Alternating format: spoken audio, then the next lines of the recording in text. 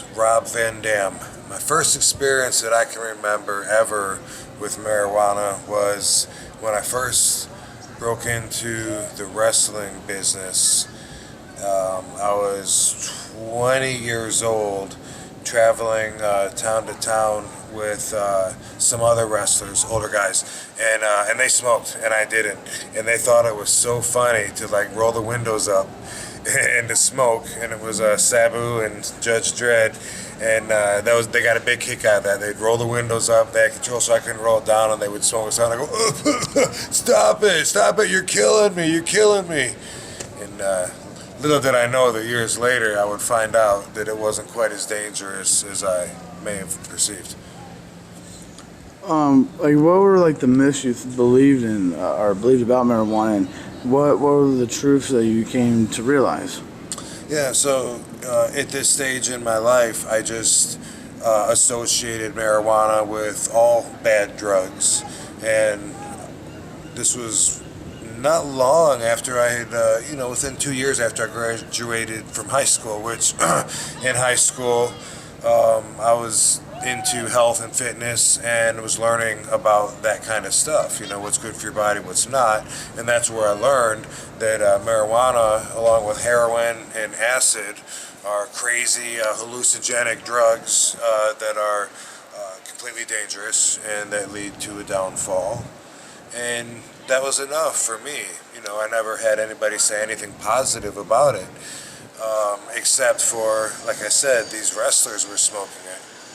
I just broke into the business and transitioned from being a high schooler to a professional wrestler during this time. So nobody said anything positive about marijuana. It was just something that was bad, something to avoid, until those wrestlers, and then the more I would travel and the more wrestlers I would meet, the more common I found marijuana usage was among guys that I respected, guys that were obviously very athletic, guys that cared about their health and fitness. They were, in the gym and working out, and they were displaying this in pro wrestling matches, all their abilities, and they would smoke marijuana. What, as a pro wrestler, do you feel like you have a creative edge over other wrestlers with, like, if you smoke, like, I don't know if you smoke before a match or the day before a match or morning or whatnot, but just overall, people that smoke are often a little bit more creative than those that don't. Do you think you, like, perform differently than other pro wrestlers, or how do you look at, like, your performance versus others? And how does marijuana affect that at all, if it does? I guess it's possible that it could give me a creative edge, but I think only from the perspective of it makes me feel like I'm at my best. And ultimately, I can list, 50 or 100 reasons. It's possible it could give me a creative edge, but I was going to say, if so, it's just by making me feel at my best. A lot of cannabis users use it to reset them back into their default mode where they're vibrating at their top speed, which gives them a maximum positive energy output, and basically everything else kind of falls underneath that. So I find that a lot of users, a lot of them are performers, entertainers, athletes that will use cannabis to like reset them in their best mode, and that means all the above. It means relieving stress. It means letting them forget about some pains that are pulling on their, at least their subconscious. You know what I mean? I mean, there's so many factors into you feeling at your best and being able to output that positive energy, and that's what you want. That's what you want when you're whatever. If you're a musician, if you're an actor, if you're an athlete, a lot of normal people too. They do that. And then there's like really, really sick people that use it just to get up to be able to eat or take care of themselves. And I know that too. And I see these people, from personal experience. And so I think, when it comes to being creative, I understand that artists get to do that, but it has to do with lowering certain inhibitions and heightening other ones, and you may not know how many distractions you have when you're trying to be creative, but there's so many problems going on that your mind is thinking about, whether it's paying the bills, whether it's about, I only have so much time, I got to be somewhere by this late, I got to put money in the parking meter, whatever, big problems, small problems. There's a lot that interferes with your regular process of being at your best. And so this wonderful plant is able to help with that. So thereby can make you more creative if that's what you want to do. It can make you feel like at your best. It can help you focus on something, and it can help fight away all those nasty distractions, all of which, by the way, are stressors, and stress is the #1 enemy to human health. So you're a big supporter and believer in the Jack Herer book and like his knowledge and everything he passed on. Can you tell us like how does Jack's stuff knowledge influence your life, and can you tell us a little bit about his stuff? Can you tell us some things that Jack discovered that you can share with the audience? Yeah, it's just so unfortunate that Jack seems to have been like a one-man army, because he had all the answers. And before I read his book, I had no idea there was 25,000 uses for hemp. I didn't know that.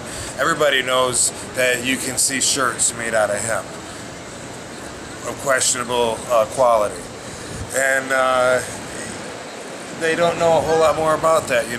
They might hear, well, I think cotton replaced it. No, everything. And what Jack used to tell me was that, this was a few years ago, so I might have to do the math, but he used to say 80 years ago, he said 100 years ago that 80% of everything was made out of hemp, and he would look around the room and he would say stuff that you would never think of, not just the wood, not just the posts in the wall, but even the paint, the lacquer, the carpet. He would point out all kinds of stuff, and after reading from his book, then, that opened up my mind to not only the knowledge about this particular plant, because a lot of people might not feel obligated to learn so much about a plant, but how that affects us meaning earthlings.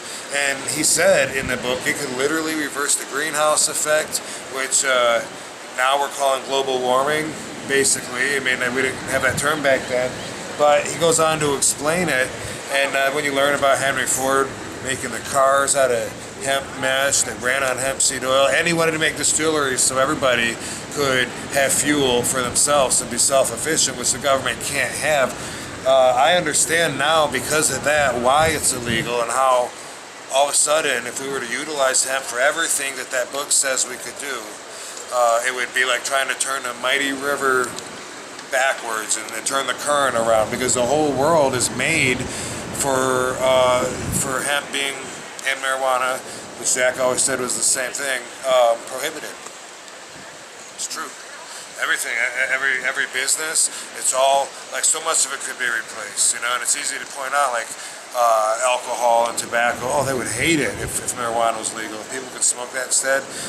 A lot of people drink only because they get tested at work and marijuana will show up. I hear that all the time. Pharmaceuticals, wow. If it could replace 80% of pharmaceuticals, they don't want that. That's a huge business. And fuel is one of the biggest. Pharmaceuticals and fuel, both Rockefeller companies. Don't want to get into the conspiracies, but it's true though that everything, from clothing to just everything. When you look around, it's amazing what could be made from this wonderful plant, marijuana plant. I didn't know that before reading Jack's book, and now that I know that, it does bother me. How can it not bother me that we don't utilize it and that we destroy our planet instead, and we cut down forests of trees that are 20 years old when we have this annual crop that would give us better pulp that we could use, even if it was just for paper and wood, but it's not. You had any experiences with the law, cops taking away your marijuana, you going to jail, anything like that? And have you fought in the past or anything? Do you have any experiences? I've have had a pretty much a career of the law, coming after me, or not coming after me necessarily. Let me rephrase that. I pretty much had a career out of getting into trouble with the law over marijuana. Possession. Not a big dealer, not a big seller, but as a user, I have had it on me in places where it's not cool to have it on you. One incident became huge public news. The other ones, not so much. But the one that became big news, it was all over the media and every internet, radio, TV, print, everywhere, because I was the WWE champion and the ECW champion at the same time.